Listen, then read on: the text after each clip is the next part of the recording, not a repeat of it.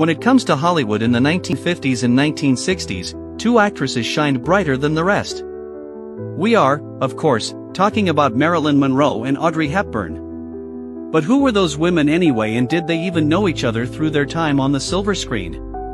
We find out everything you need to know about Marilyn Monroe and Audrey Hepburn's relationship, including if they were friends, enemies, or strangers. Marilyn Monroe was an American actress who skyrocketed to fame during the 1950s and early 1960s thanks to her bright blonde hair and sultry demeanor. She was born in 1926 in Los Angeles, California, and began acting at age 21 in the film Dangerous Years.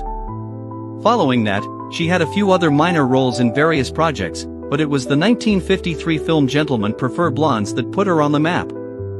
From then on out, she became the one to watch, starring in classic films like How to Marry a Millionaire, The 7-Year Itch, The Prince, and The Showgirl and the Misfits, all of which mainly showed her as a dumb blonde.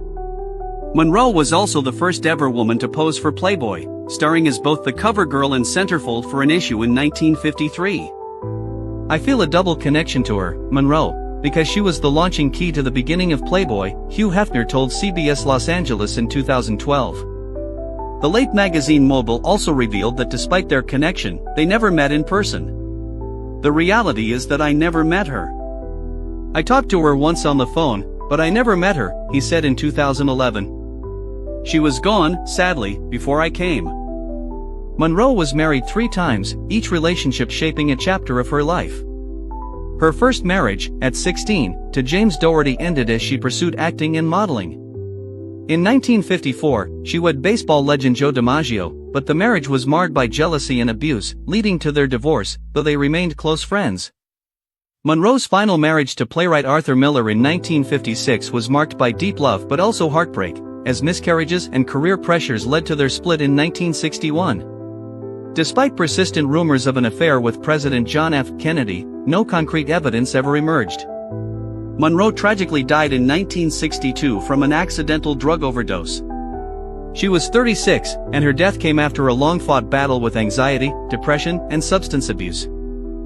Audrey Hepburn, elegance and grace on the silver screen. Similar to Monroe, Hepburn was an actress who rose to fame during the 1950s and 1960s, but where Monroe was blonde and sexy, Hepburn was brunette and regal.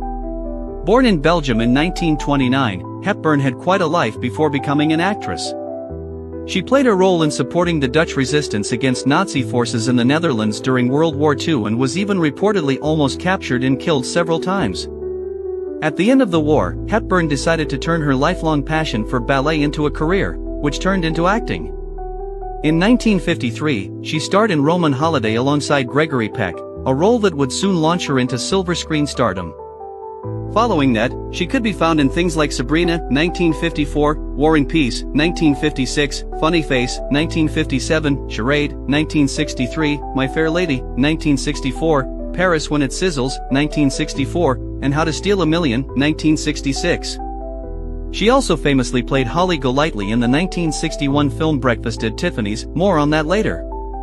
Hepburn was married twice, first to Mel Ferrer in 1954, with whom she had 1 child before divorcing in 1968 due to infidelity, and then to Andrea Ditti in 1969, with another child born before their 1981 divorce, also due to his affairs.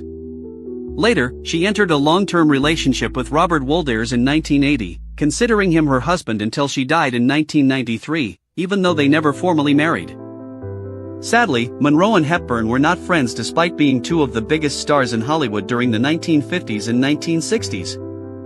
In fact, there isn't any proof that the 2 even met each other, which makes sense, though, since Monroe spent her downtime in California and Hepburn spent hers in Europe. Despite not knowing each other, the 2 did share a shocking connection, Tiffany's. While casting for the hit 1961 film Breakfast at Tiffany's, author Truman Capote repeatedly voiced his concern over Hepburn being considered and eventually cast as Holly Golightly. He instead wanted Monroe in the role, saying she was a better fit. In the end, Hepburn won the role, and it became arguably her most iconic and well-known film to date.